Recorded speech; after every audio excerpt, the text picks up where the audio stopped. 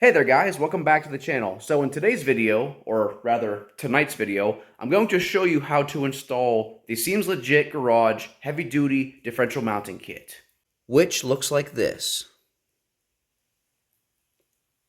So yeah, let's do it.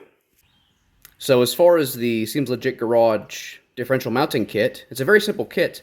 We have these two tabs here, which will get welded directly to the subframe. We have these fasteners, which tie it all together.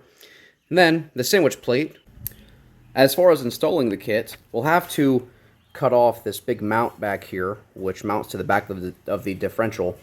The reason why we install this kit is because under heavy application or heavy use application, this differential mount will actually break. It'll kind of peel itself open. And also, the way this differential gets mounted with the two front bolts and the single bolt back here, it puts uneven torque to the subframe. So each time you accelerate or decelerate, the subframe is kind of rocking this point and this point. That's why we opt for the Seems Legit Garage solution, as it will put the subframe back to even torque across all 4 points, and it gets rid of a weak mounting system back here. And here we have our replacement subframe, which came from California. UPS dropped that off today. Look at the difference. This was the original, and this will be the one that we're about to modify. Let's do it.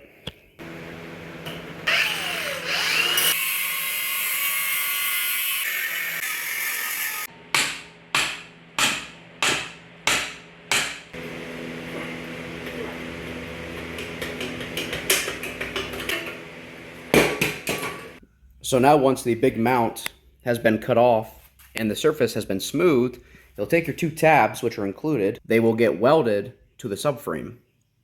And then the sandwich plate, which goes between the diff cover and the differential, will then mount to the tabs, as shown here.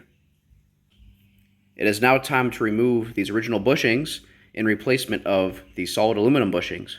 Now typically, I take a drill and I will drill around the diameter of the center race, and then slice the outer race, which is here, with a Sawzall, and then simply tap it out.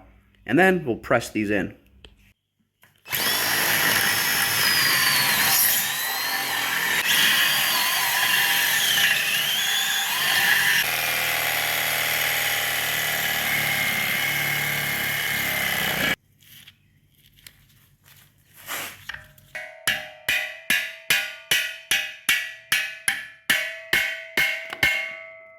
Now we need to install the aluminum bushings. Now a trick to install these is you could put them in your freezer overnight, and that should shrink them, and they should go right into the subframe with a little bit of persuasion with a rubber mallet or dead blow hammer. I personally am going to use a little press set that I have to press these in.